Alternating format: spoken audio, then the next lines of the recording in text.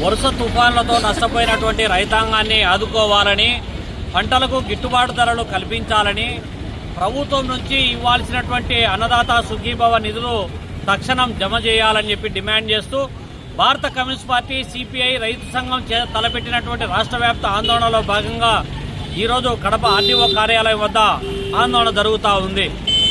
ఈ సందర్భంగా పాలక ప్రభుత్వం, అటు కేంద్రంలో ఎన్డీఏ ప్రభుత్వం, రాష్ట్రంలో ఎన్డీఏ ప్రభుత్వం రెండు కూడా డబుల్ ఇంజన్ సర్కార్ అని చెప్పి పదే పదే చెబుతూ ఉన్నటువంటి పాలక ప్రభుత్వాలు, అక్కడేమో కేంద్రంలో ఉన్నటువంటి ప్రభుత్వం వ్యవసాయాన్ని పరిరక్షిస్తామని, వ్యవసాయాన్ని లాభసాటిగా చేస్తామని, ఆదాయాన్ని రెట్టింపు చేస్తామని చెప్పి నమ్మబలికి అధికారంలోకి వచ్చి 11 సంవత్సరాలు దాటినా కూడా ఇంతవరకు వ్యవసాయ రంగాన్ని పరిరక్షించిన దాఖలాలే లేకపోగా వ్యవసాయం మరింత సంక్షోభంలోకి నెట్టడానికి కావలసినటువంటి చర్యలను ముమ్మరం చేస్తూ ఉంది.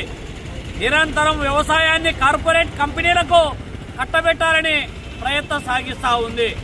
రైతాంగమేమో పంటలకు గిట్టుబాటు ధరలకు చట్టబద్ధత కల్పిస్తూ స్వామినాథన్ కమిటీ సిఫారసులు అమలు చేయాలని చెప్పి రైతాంగం కోరుతూ ఉంది.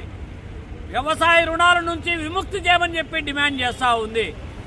వ్యవసాయ పంటలను నిల్వ చేసుకోవడానికి కావలసినటువంటి వేర్ హౌస్, కోల్డ్ స్టోరేజెస్ ఏర్పాటు చేయమని చెప్పి డిమాండ్ చేస్తూ ఉంటే కేంద్రంలో ఉన్నటువంటి నరహంతక నరేంద్ర మోడీ ప్రభుత్వం రైతాంగం యొక్క ఆలోచనలు కానీ, రైతాంగం యొక్క ఆత్మహత్యల గురించి కానీ ఆలోచన చేసే పరిస్థితి ఇవాళ లేదు.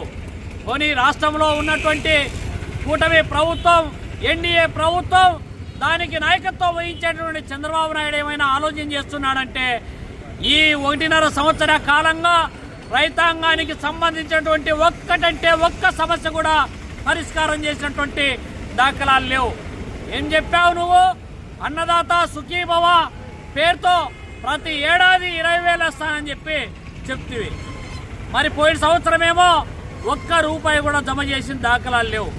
ఈ సంవత్సరం 2 సీజన్లకు కలిపి కేవలం ₹7,000 మాత్రమే జమ చేసి పండగ చేసుకోండి అని చెప్పి చెబుతా ఉన్నావు.